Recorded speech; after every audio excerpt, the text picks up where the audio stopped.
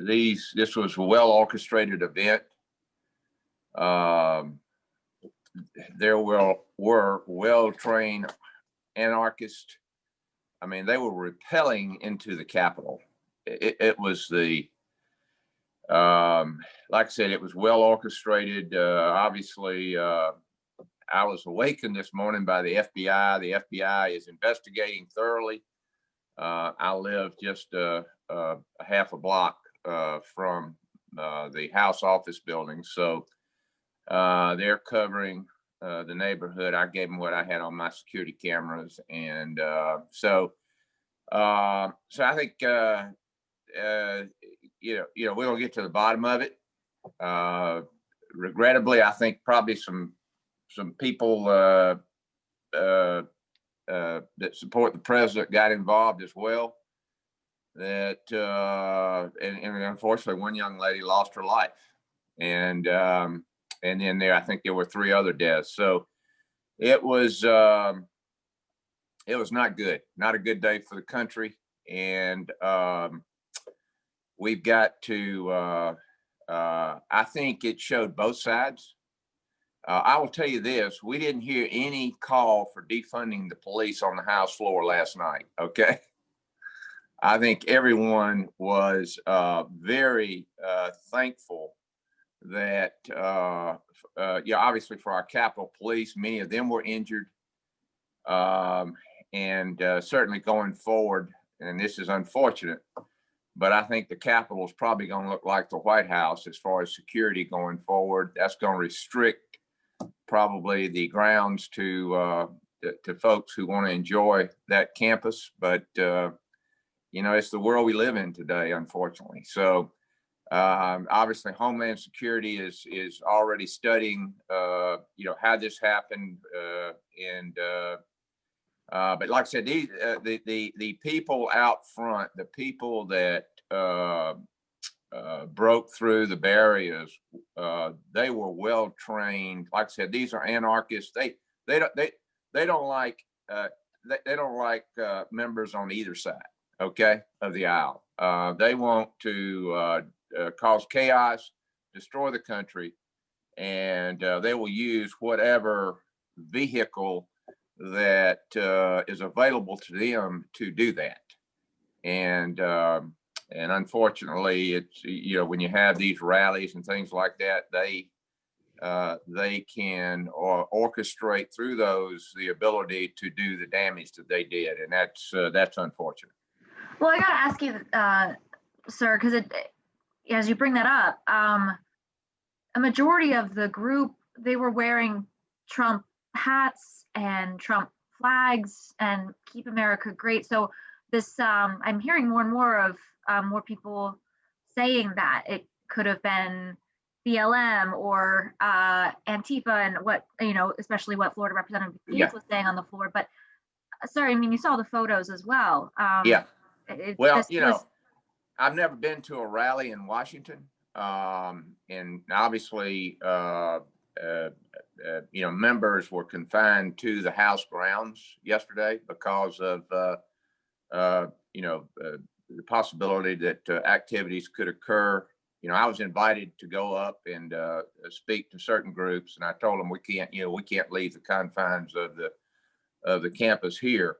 But yes, I think there'll be a full investigation of the perpetrators involved, and there going to be some people that are avid supporters of the president, and frankly, they're angry as well. But that's no excuse for what they did. And but I've been to Trump rallies in Georgia. In fact, I only missed one when I had COVID, and so I've never seen behavior like this. This, like I said, this had to be well orchestrated by groups that do this, and they were able to latch on to this, the Trump supporters, and like I said, until we get the evidence, it's all just speculation anyway. But yeah, there were Trump supporters in there. No doubt about it. Yeah, and sir, I mean, there were, as you say, well orchestrated events. I know there were Yeah. Facebook groups planning this Stop the Steal rally. That's how people found out. So Yeah. orchestrated in the sense of these were supporters of the president orchestrating on social media to plan to come. And I want to ask you, are you troubled by the fact that the president was speaking to them prior to this and encouraging them to go up to the Capitol and fight for their to win the presidency? Or do you feel that the president was responsible for inciting the riots that happened yesterday? Again, until the investigation is complete, I mean, I heard his speech, and obviously, his people are very upset. And, again, pretty much I've been to rallies, and he's talked about fighting for this country. He's talking about America first, things that that our people believe in. And but as far as the election, it's done. And yesterday was the last piece of that. And I would hope that now we would undergo a peaceful transition of power that we've been able to do for, throughout our history. I want to ask you what your thoughts are on members of your that you work with at side by side in the House, a congressman, Republican from, I believe, Rep. Kinzinger, one of the first GOP members, calling for the president to be removed. Yeah. Should there be action against the president? Are you joining these calls, and should he be removed from office? Our party is very divided right now, very divided. That's an issue we had in the Senate races in Georgia. And I mean, as far as, I mean, the cabinet is, obviously would deal with that.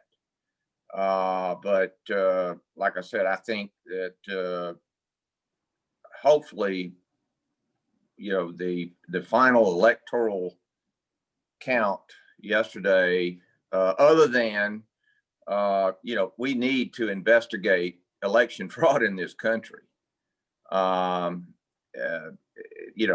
We don't need to do it for President Trump. We need to do it for the nation. And the reason for that is because socialism begins at the ballot box, with corrupt elections. And and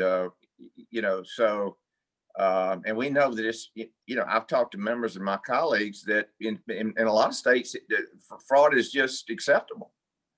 And what you have to do is out cheat the other person. That's no way to run elections. And so we got some problems with our election system. And so, because frankly, that is a sacred right. And if we don't if people don't think their vote's going to count, we're going to see apathy in this country. And apathy is the enemy of freedom. So we have to restore confidence. And it just wasn't people at this rally yesterday. I mean, I have constituents all across my district that have been very concerned about what happened around the state of Georgia. Very concerned that the Secretary of State went outside the legislature, went on a phone call on March 28th. We tried to persuade the Secretary of State, while the legislature was in emergency session, to go to the legislature and deal with what we thought were going to be problems with with the mail-in ballots.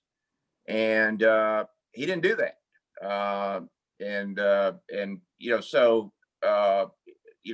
The point last night with the objections was constitutional. And it was that the states have the responsibility, state legislatures have the responsibility to run elections, not the governor, Not that, you know, the Secretary of State has to administer the election, but he has to run the elections per the laws written by the legislatures.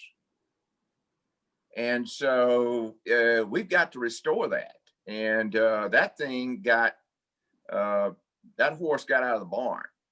And I'm going to tell you, there are a lot of Americans that not only are disturbed and devastated by what happened yesterday, but are very upset with the fact of the testimonies and the affidavits and things that they're hearing about our election system that shouldn't happen. I mean, we should be open and they should be free and without fraud. And we ought to be able to do that. Just a few questions. Sorry, Oh, can I? yeah. We actually have to go.